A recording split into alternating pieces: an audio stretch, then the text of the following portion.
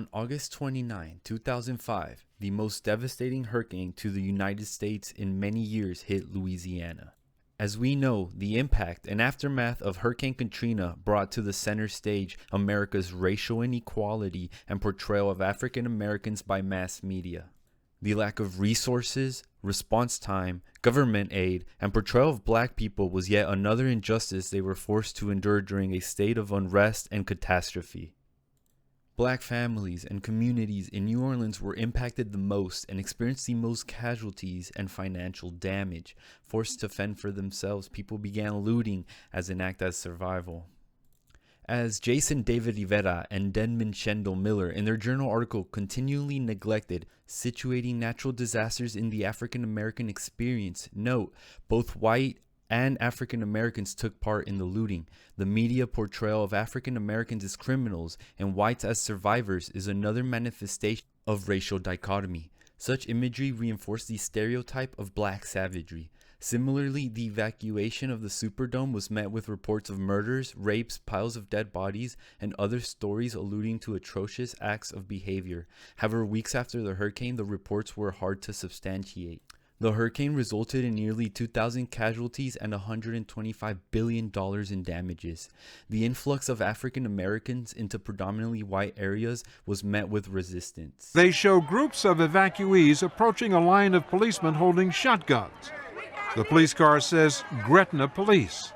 Kathy Golden told us that when her group reached the police line, they were told there were no buses and they were stopped. The only two explanations we ever received was, one, we're not going to have any Superdomes over here, and this is not New Orleans.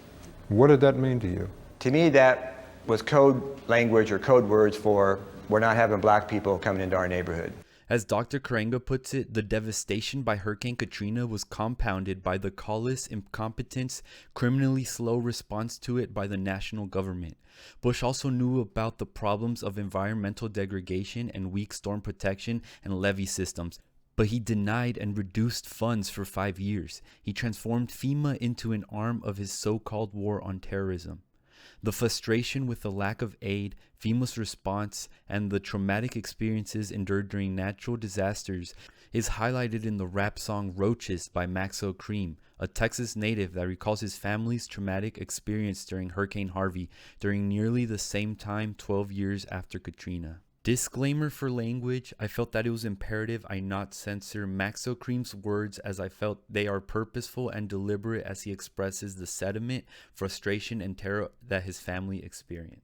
Was up in Vegas at the Mayweather party. Then my mama called me about Hurricane Harvey. Say that house got flooded, water covered up the sofa. Impala Range Rover, she need me to come over. Nowhere near sober, it was fucking up my night. Like they gon' be alright. Tomorrow book a flight. Woke up 40 missed calls, she was calling all night. Said there's no more foot of lights and she been fighting for her life. Told Toby book the plane, I gotta be there by the night. But all this hurricane rain made the airport cancel flights. I'm like, what the fuck? How? I'm thinking like, wow, praying that she don't drown. Dear Lord, just get her out. She worked her whole life to move the family out the hood, just to lose everything she had in the flood. Donald Trump and Red Cross acting like some hoes. People drowning in their homes cause they couldn't get a boat. Pops got a bad heart. Last year he had a stroke. In his bed off meds, couldn't swim, sink, or float. On the roof for 3 days before rescued by FEMA. 12 years later, same day as Katrina. So what policy changes need to happen in order to better help impacted communities receive aid and resources during natural disasters? Well, the Disaster Technical Assistance Center Supplemental Research Bulletin Greater Impact, How Disasters Affect People of Low Socioeconomic Status, produced policy implications and recommendations to better help at-risk minority groups and communities when it comes to natural disasters. Commitment to improving outcomes for people of low socioeconomic status in disasters. For example, the action Reduce Exposure of the Poor includes the sample policies, upgrade slums with improved drainage, initiate resettlement programs away from at-risk areas, undertake ecosystem conservation and management. poverty mitigation and reduction. In terms of poverty reduction, they suggest promotion of more equitable distribution of wealth through living wage jobs. They note that living wage promotion could begin during Reconstruction, with the government contracting with firms that have committed to paying all their employees a living wage. Safer housing for people of low socioeconomic status. Response and recovery efforts targeted to lower income people. Findings show that lower income households were more likely to worry about food after a hurricane they experienced, and also showed a trend toward great post-disaster distress response. To specific communities, including people of low SES, may lack access to transportation and other resources they need to comply with evacuation orders. Therefore, a prudent policy priority might be to take steps to ensure access to transportation for people of low SES as part of disaster planning and preparedness. And lastly, increased access to loans, financial incentives, and other post-disaster aid.